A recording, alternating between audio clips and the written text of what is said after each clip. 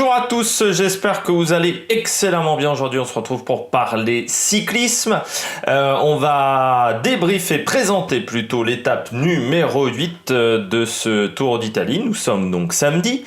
C'est bientôt la journée de repos, mais on aura encore une étape qui, pour moi, va être spectaculaire sur cette étape numéro 8. On fera bien entendu profil, histoire de l'étape, météo, stratégie, les pronostics, avec toujours de la chance, parce que là, j'ai le pif en ce moment. Entre Belletti et...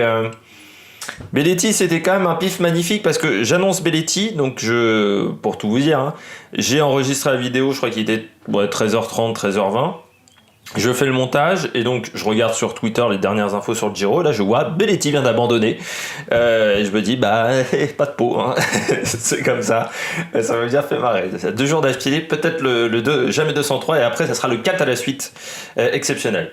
N'hésitez pas à vous abonner à la chaîne. N'hésitez pas à réagir dans les commentaires, à me dire si vous êtes d'accord, pas d'accord avec moi, à vous foutre de ma gueule également, hein, quand je me plante. N'hésitez pas à mettre un pouce bleu. N'hésitez pas également à partager la vidéo si vous pensez qu'elle peut intéresser votre entourage. On commence tout de suite par cette étape numéro 8. On devrait avoir pour moi une nouvelle bagarre entre puncher et baroudeur, avec peut-être les leaders, mais je suis pas sûr véritablement que les leaders décident d'utiliser cette étape comme rampe de lancement. Surtout que voilà, on est en fin de première semaine.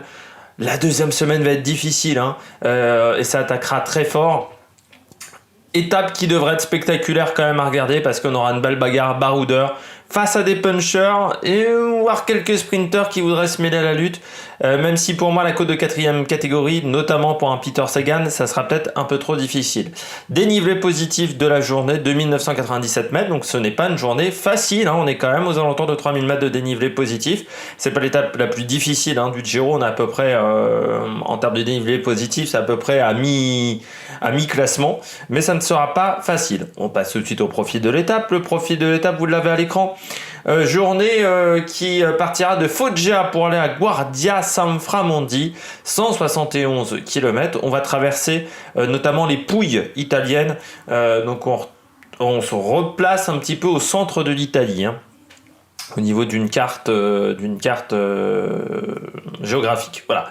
On partira de Foggia, première partie de journée, hein, sur les 70 premiers kilomètres. Il y aura une montée au kilomètre 35.5, avec une montée qui ira jusqu'à 6,3%, une montée de 4 km, hein. Ça sera pas très long, mais voilà, elle n'est pas répertoriée au classement de la montagne, il faut quand même en dire un petit mot. On aura le sprint intermédiaire, ça sera du côté de Campobasso au kilomètre 85. Campobasso qui sera en haut d'une petite colline, et puis on redescendra pour arriver au pied de la première difficulté du jour, au kilomètre 101, donc c'est-à-dire à 70 km de l'arrivée, côte de 2e catégorie, pardon. Vous voyez, 19 km à 4,6% de moyenne, côte de 2e catégorie, qui est le Boca della Selva. C'est pas extrêmement difficile, c'est long, hein, vous voyez, 20 km, par contre c'est très très très roulant. On est entre 7 et 5%, voire des passages à 3%. Il y a des petits paliers comme ça, mais c'est pas très difficile.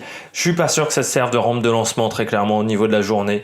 Encore une fois, je pense que c'est vraiment une journée pour baroudeur. C'est une étape un petit peu de transition, comme on avait eu l'année dernière sur le Giro, on avait eu 2-3 comme ça. Là, je pense pas que un leader se dise aujourd'hui je vais faire la différence au classement avec cette étape-là. Donc côte de 2e catégorie. En haut, on sera quand même plus qu'à 50 km de l'arrivée, vu que la côte est assez longue. On sera à km 121, puis après une longue descente qui passera notamment par Cerreto Sanita, puis on arrivera quasiment au pied de la dernière difficulté du jour, au kilomètre 160. On aura un sprint intermédiaire à Castelvenere au kilomètre 163.5. Sprint bonification, je rappelle le principe, hein, le premier sprint c'est des points, le deuxième c'est bonification, 3, 2, 1 pour les 3 premiers. Puis il y a également des points pour le classement du sprinter. C'est un peu compliqué sur le Giro au niveau des classements en bonification. Surtout qu'il y a un classement propre au sprint bonification également, qu'avait remporté notamment Simon Pello l'année dernière. Et puis on arrivera du côté de la Guardia Sanframondi, 3 km 1, 6,5% de moyenne, côte de 4e catégorie, et vous voyez, alors il y a de la pente, mais c'est pas non plus extrême, hein, vous voyez, on est tout le temps en dessous de 8%, Et c'est court, 3 km 5, c'est pas non plus très difficile, on est à 6-7 de moyenne, mais sur une distance assez courte. Alors oui, pour les sprinters, ça sera pour moi trop difficile. Par contre, il n'y a pas suffisamment de punchers, je pense, au départ pour rouler.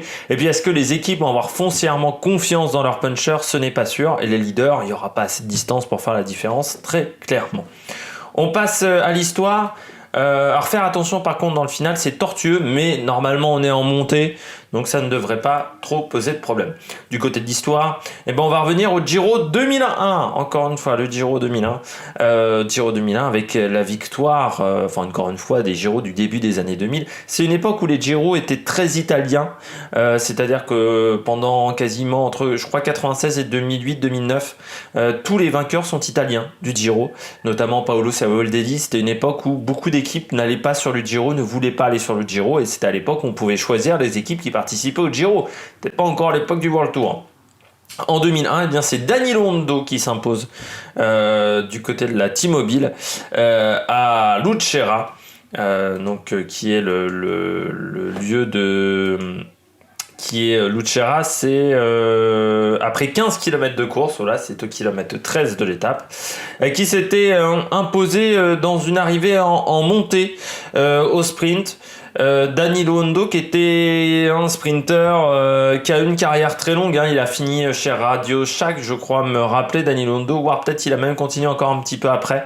Il lançait des sprints il y a encore quelques années, il a vraiment fini sa carrière genre à 37 ou 38 ans, un truc comme ça. Mais Danilo Hondo, au tout début, c'était un sprinter leader, notamment à la T-Mobile, ensuite chez Gerolsteiner, petit problème avec le dopage, comme beaucoup de coureurs qui sont passés à la Gerolsteiner, notamment Davide Rebellin, qui était à la Gerolsteiner, ou Stefan Schumacher également, la fameuse affaire de la Gerolsteiner avec Bernard Cole sur le Tour de France 2008, la même année que Ricardo Rico.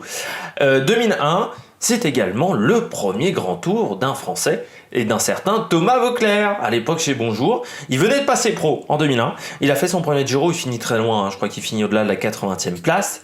Mais voilà, Thomas Voeckler n'a pas fait son premier grand tour sur le Tour de France, mais sur le Giro, c'était à l'époque où Bonjour était assez apprécié des organisateurs étrangers. L'équipe de Jean-René Bernaudot, on la voyait sur beaucoup de courses, c'était un petit peu le petit poussé français qu'on invitait sur beaucoup de courses. Vous savez que les coureurs allaient animer la course, voilà. Du côté de la météo qui va être assez particulière, plutôt le vent de face, voire 3/4 face dans la première partie de course, jusqu'au sprint inter. Sprint interne donc du côté de Campobasso, kilomètre 85, où là le vent sera ensuite plutôt de dos sur cette partie de course. Et puis dans le final, on aura plutôt du vent de face, voire de côté, mais il sera quand même plus faible. En première partie de journée, il sera à 50 km/h, en fin de journée, il sera plutôt à 30 km/h. Je ne parie pourtant pas sur un coup de bordure, parce que pour moi, le vent sera peut-être pas forcément bien placé tout le temps, parce qu'il y a quand même pas mal de difficultés. On a un parcours qui est assez vallonné, c'est plus difficile de faire des coups de bordure sur un parcours qui est vallonné. Et puis surtout, moi je pense qu'on est samedi et que les coureurs commencent à être un petit peu fatigués. Et pour faire un coup de bordure, il faut des équipiers en forme. Et je suis pas sûr qu'une équipe prenne le risque sur cette étape-là de faire la différence, surtout que les derniers jours ont été assez pluvieux et qu'on pourrait encore avoir de la pluie sur cette étape. Il fera très nuageux, voilà, pour tout vous dire. Stratégie pour moi, je vois une échappée de 8 à 12 coureurs, par reprise par les leaders, et bagarre entre les leaders. On pourra avoir une autre stratégie, c'est-à-dire une équipe qui roulerait, qui ferait le forcing derrière l'échappée, mais dans ce cas-là, il faudrait être à 2-3 minutes, je pense, pendant toute la journée, pour pas éviter de se faire avoir comme la Bora. Il y a quelques jours qui avait fait ça, mais qui avait laissé partir l'échappée à 6-7 minutes.